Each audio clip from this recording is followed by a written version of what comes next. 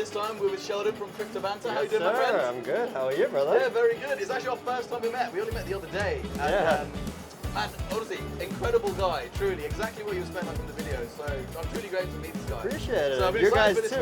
It's, I like that we have the same cultural likings. Exactly. Know? Yeah, I agree, man. I agree. Yeah, How have you been very finding cool. Token? How have you been finding Dubai?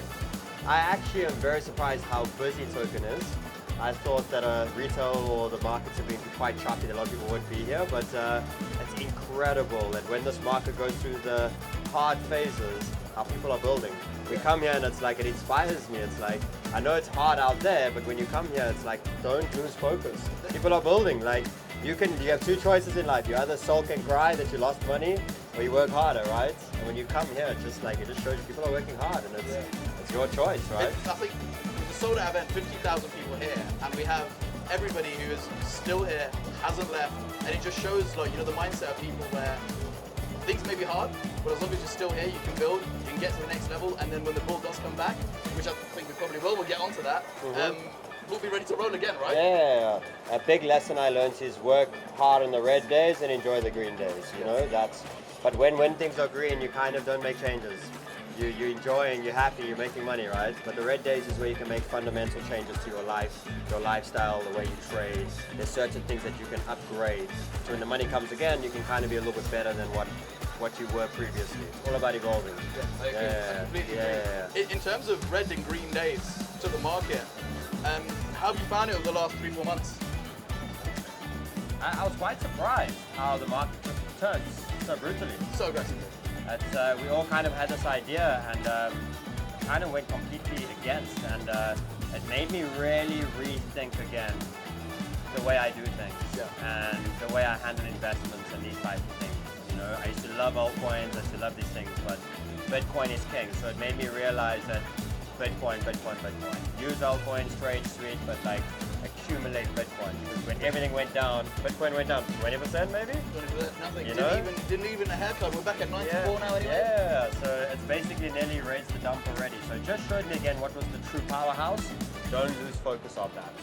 Yeah. It should always be like accumulating more, transferring those profits definitely straight into Bitcoin. Exactly. Take some more profit. You have to get out of the markets, but just take good profits into Bitcoin.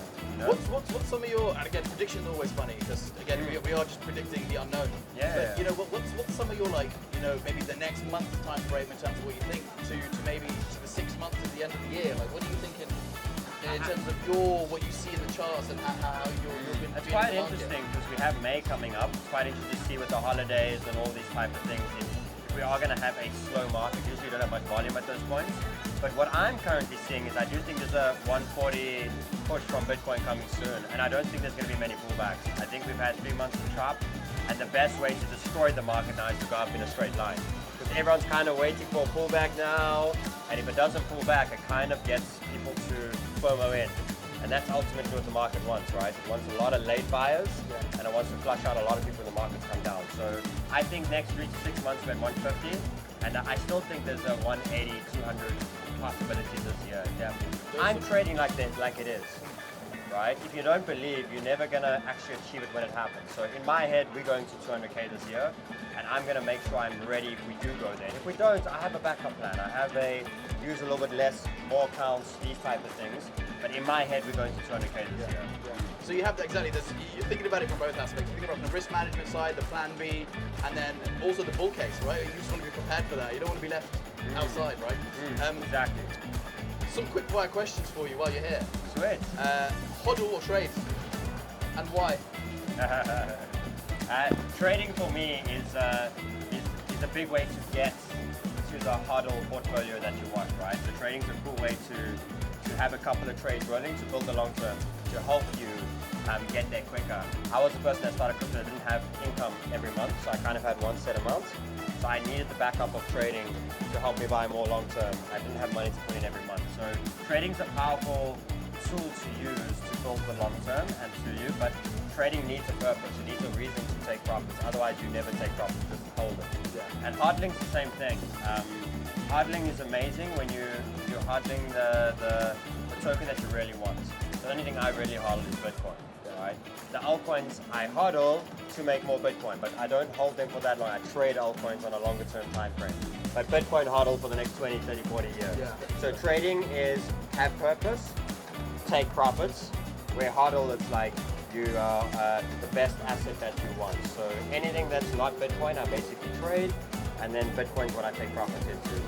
I think that's probably what was the 6 answers like the last one. So that kind of answers the next one, because the next one was going to be Bitcoin or ETH. But I think a better question would be ETH or Solana. What do you think? ETH is so sad because I've been such a big lover for so long, but it's losing steam. People are losing faith. So unless they really hit a strong rally Why do you think soon, that is? they've been waiting for it to be cheap and faster for so long, and these upgrades were coming, and it's just not happening. So you can only keep people intrigued for so long. If people are losing it, they're kind of moving to the next shiny object. So for that, I still think Solana's going to outperform ETH quite a bit. But I'm still one of those that believe that there's still a massive ETH rally. It's just going to come. It's like a bullied kid that got bullied for so long, and it's just going to come out of nowhere and just like and rampage up. But I do think Solana will still outperform. What do you think it is about Solana that people are so much more invested in at the moment? They attracted, so ETH attracted more investment type of people, more, I don't know, like maybe older generation type of vibes, and Solana's just got degens everywhere, but Yeah. they build and they're good. All the companies that are building, they have like this big vision and they work really hard. So they've attracted a very strong network of people that work hard and they grind. So I think that that's why Sol it's got this something about it where it is volatile as hell, but the community are strong. They're strong, they have this vision, they're young, they're ambitious. So yeah, I think that's the difference. I think ETH's a little bit more laid back, a little bit more slow, but the world's speeding up. Yeah. Apps, everything's speeding up.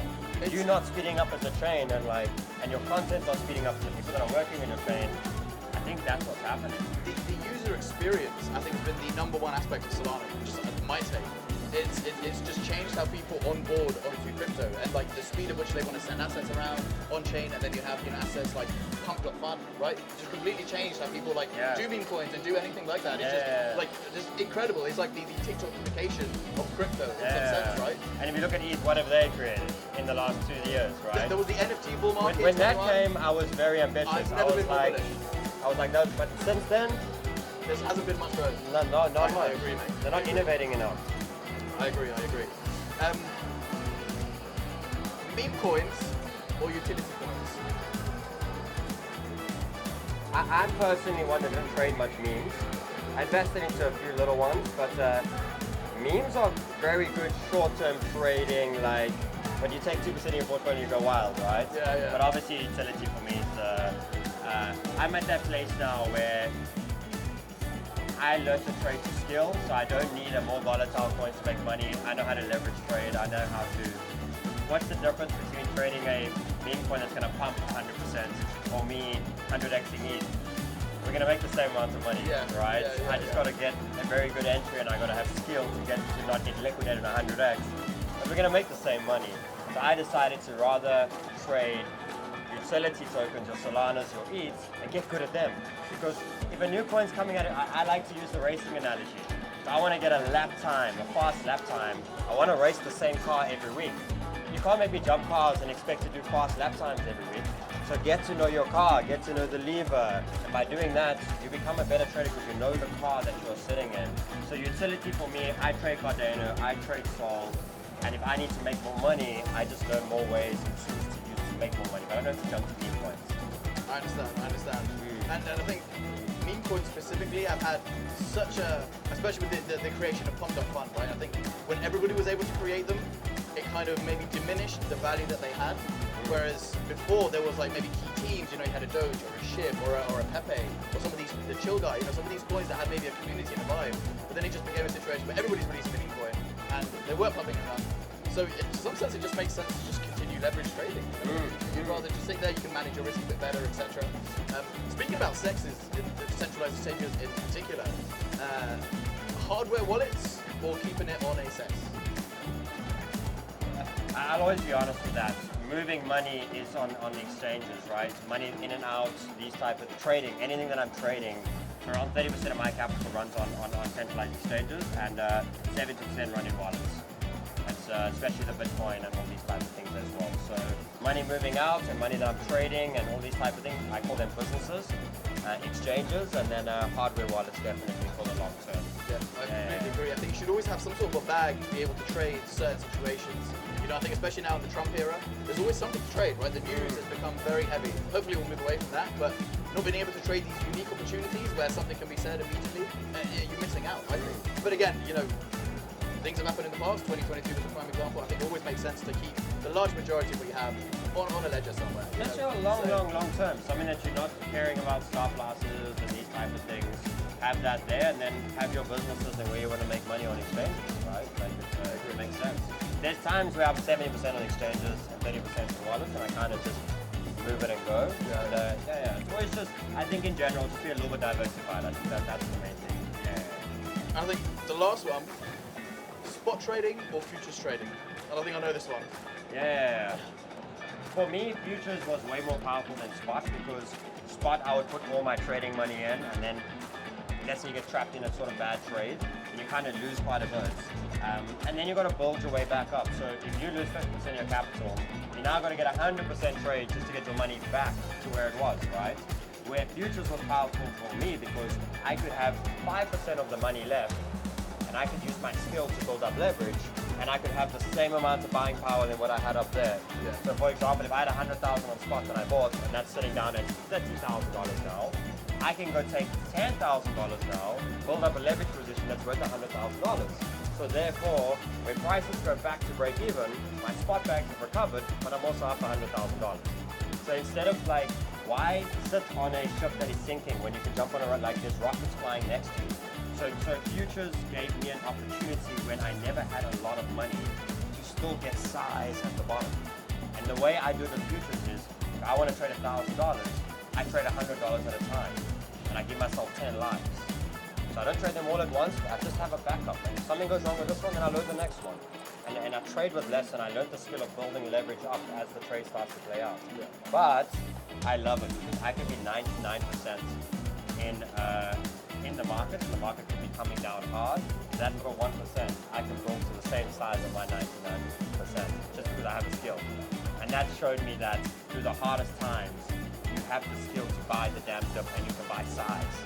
Just learn the skill. So for me, futures is a very powerful tool. Yeah. Just because it gives me more chances. If you make a mistake in spot or something, then you kind of hold the bag to recovery.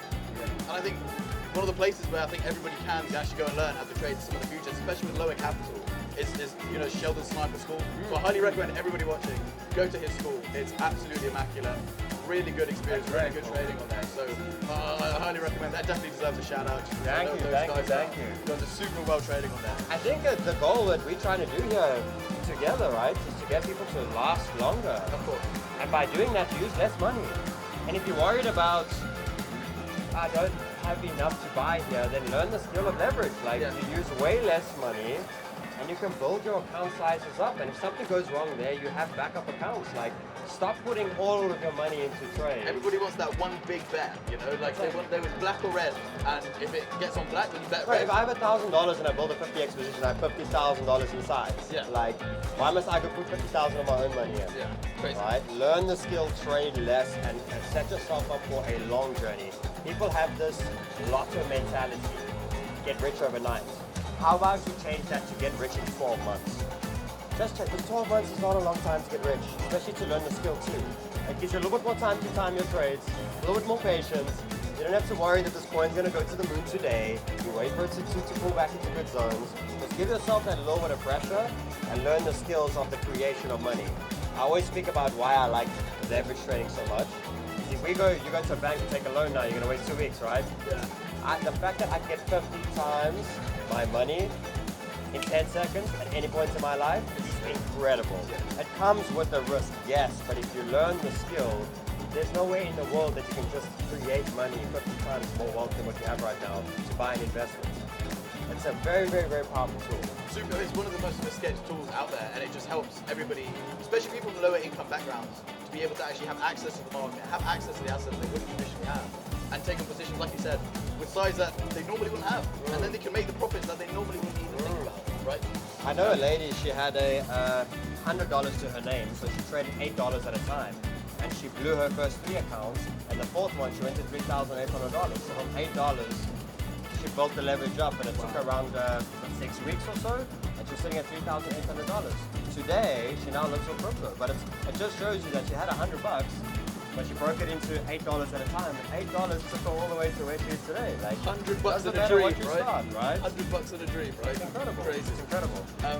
Sheldon, thank you so Thank you, much sir. for joining us for today. Yeah. It's been an absolute pleasure to meet you, my Thank friend. you, guys. Thank you so much, guys. Remember, Sheldon, Crypto Sniper, please follow him on crypto, YouTube, everywhere. Go do that, yeah. And a big shout out to BTCC as well.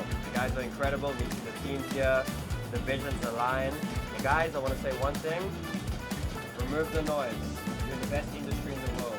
Don't follow people, don't anything, learn the skill for yourself, and put your everything in. And I promise you're going to look back in a couple of years and be very proud of becoming your own financial boss. Never quit, never give in, and be a good damn person. Lots of love. Amazing. Thank you, brother. Amazing. Amazing. Thank you, my bro. That was so good, man. That was good. Quick Thank and you, easy. brother.